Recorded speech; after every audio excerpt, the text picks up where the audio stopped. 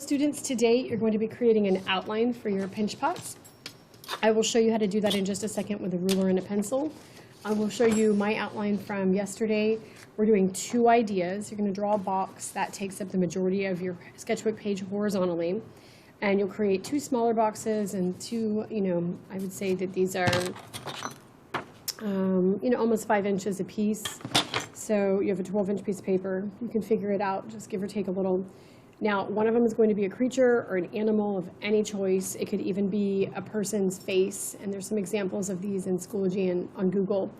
The second one is going to be kind of an abstract design. I don't have too many examples of something that's abstract in my classroom. Most things have been taken home over the years. So we will be using this Longhorn white clay from clay, and then here's another little idea. Try to be original, though. I've shown this one to a couple of students, and I don't want to see anything that's been replicated from what I've shown you, including my ideas that are on the sketchbook. My other design was a picky monster for my creature, and then for my abstract or just basic design was just some simple coils, some texture with a toothpick, some little spheres with a toothpick texture that kind of make it look like little volcanic stone, and then doing a swirl coil set on the back. So you do need to start off by drawing the pinch pot first, so I'm going to show you how to do that. I have drawn a box almost the size of my sketchbook here, and I'm not measuring really, I'm just kind of eyeballing it. Like I'm going to give myself some room for words on the left here, and then I want two nice big boxes for the front and back, because this is a sculpture, it's 3D, you can walk around it. It's got a 360-degree view, so we have to do side 1 and side 2.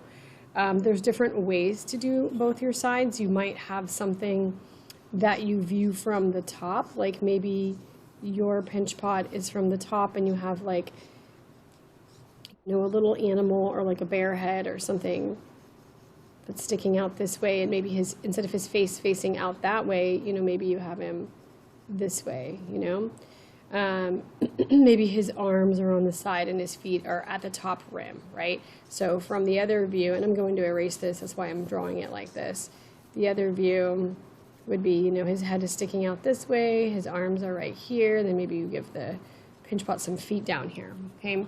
So two different views. But for my ideas, I'm not going to draw them this way. I'm just giving you that option in case that's what you feel like is most important for your design, because they do not have to be done in one particular way.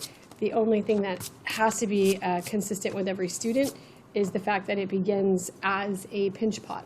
So pinch pot is when you turn your hand into a tiny little potter's wheel and you support it with your lower hand and you squeeze or just kind of simply press and turn consistently, and then it will start off as a little bitty sphere.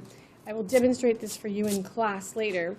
So we're going to call this idea 1, and this is idea 2. You always want to have more than one idea before you find your final product. So I want you to just start off with the standard, starting with an ellipse for your pinch pot, and think about maybe the rim has a width, or how thick do you plan on the wall being? You don't want it to be too thick. 1/4 of an inch is plenty. So my pinch pots kind of come out this way.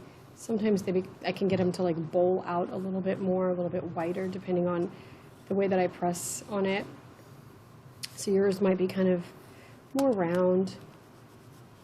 Okay, so draw your pinch pot in 2 different angles of your choice. And then you're going to come up with 2 ideas. This is a daily grade.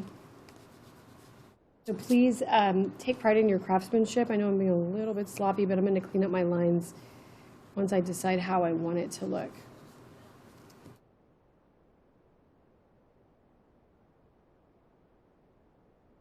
Okay, so for this one, I've been in kind of the monster theme. I'll think about, maybe I want to give him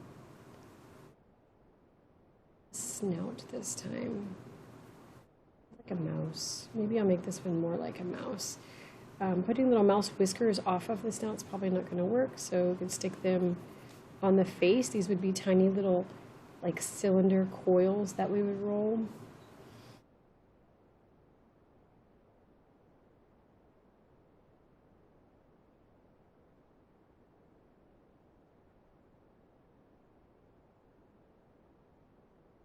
Decide the details I want later. Maybe I want to put his ears there.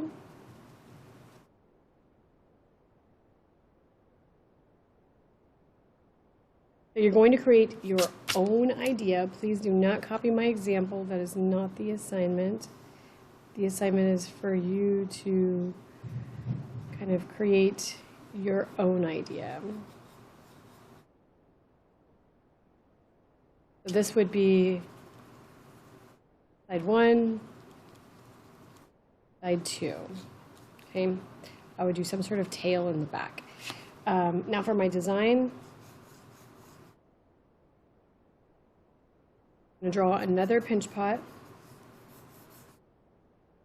I want this one to be taller.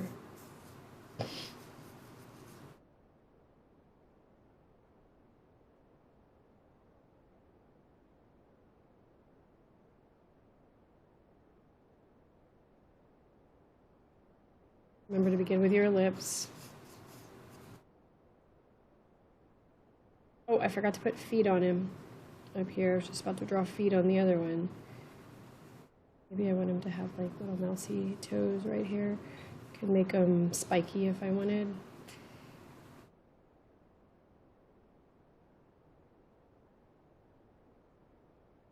Two feet does not always work. 3 works really well. Kind of like, or this one has 4. You can do 3 or 4.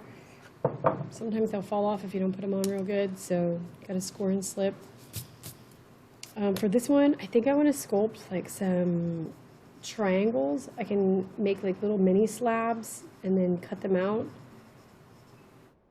And these will be 3-dimensional, kind of sticking off of it. I did have a student one year that stuck stars on. That looked really cool. So maybe I'll do a row of any shapes going around. And then when we glaze this, so it would be raised off actually on the sides. When we glaze this, it will give me the opportunity to put different colors here. Maybe I'll take a toothpick or some sort of needle tool. I can carve some lines. And this design is probably going to be consistent all the way around, unless I want it to be kind of changing multiple times, which is sometimes fun because sometimes it gets boring to do the same thing over and over again. So you can maybe even, you know, if you sculpt spheres, I can show you how to do this in class. You take a pencil and you poke in the middle of it, and it kind of gives you a really cool 3D shape. And there's an example of that in the lesson. This is side 1, side 2, okay? We want to have advanced planning. I'm not just going to come to class next time and figure it out. We're going to have a clear plan, very neatly and professionally created. I want to put like little sphere feet on this one instead of little cylinder feet. Okay? So this is just a design or something abstract, and then this is an animal. I'll just call this one a mouse. Maybe it looks like a rat, I don't know. We'll see how he turns out. Okay, so please put your name on this and turn it into Schoology today. Do not show up next class if you are present in class.